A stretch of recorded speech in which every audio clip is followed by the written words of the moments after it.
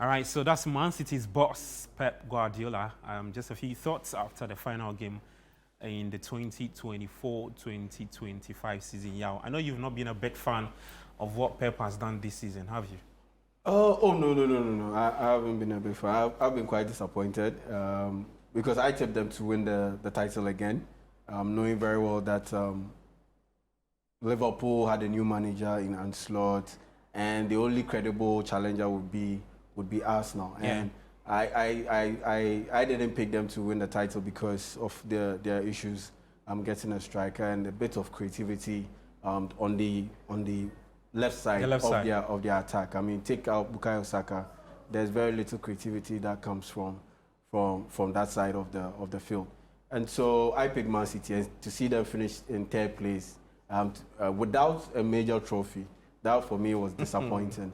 But who would have thought? Yeah, who would have thought? But what do they do moving forward? And because the season is over, yeah. And so we are reviewing and giving a little bit of a preview to what is likely to happen next season. And for me, this season is done. Very disappointing. Next season, what they should be able to do is to improve drastically. Okay. Because Liverpool would definitely improve. I like the fact that you put drastically. Yeah. Because there's massive improvement. Improvement that they have to go undergo and have to do, because Liverpool, pair what they've done so far and what they are doing, so they are handling their business and looking to improve the squad very, very well. Yeah. Now City need to do same, and I think for me they should go back to what Pep Guardiola did in his second season after suffering a very stressful first season in the EPL when he moved over from Bayern Munich. Yeah. He needs to get improvement in his fullback areas.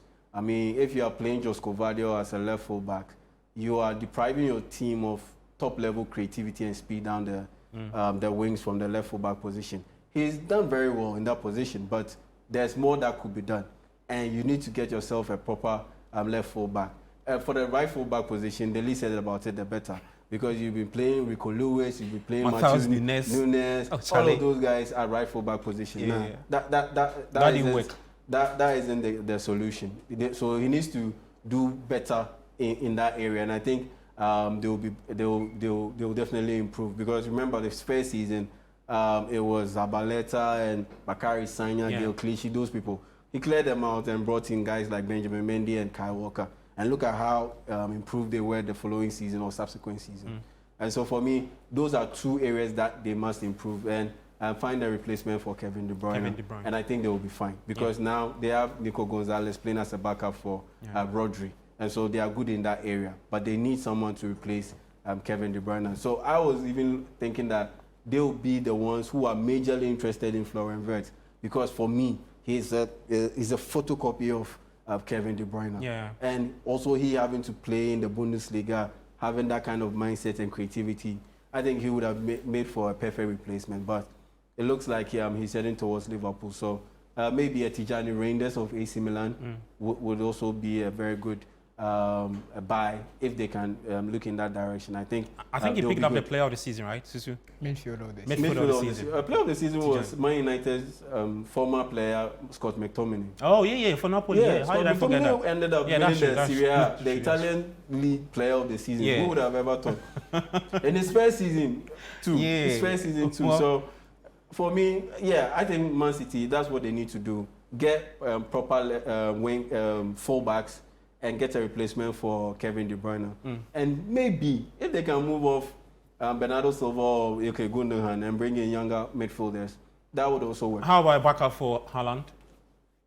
I don't think they need a backup for Haaland. I don't think they should need a stick with backup. him. Yeah, stick with him. And if he's not available, then you go to Pep Guardiola's favorite tactic.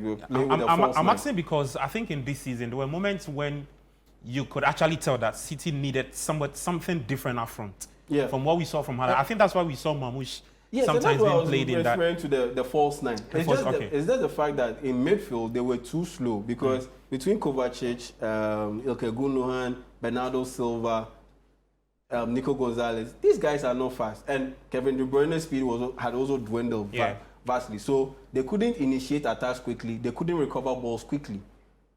And that for me was a major issue. Now, if they can get solutions in those areas, they'll be fine. Plus, the fullback positions, they'll definitely be fine. Okay.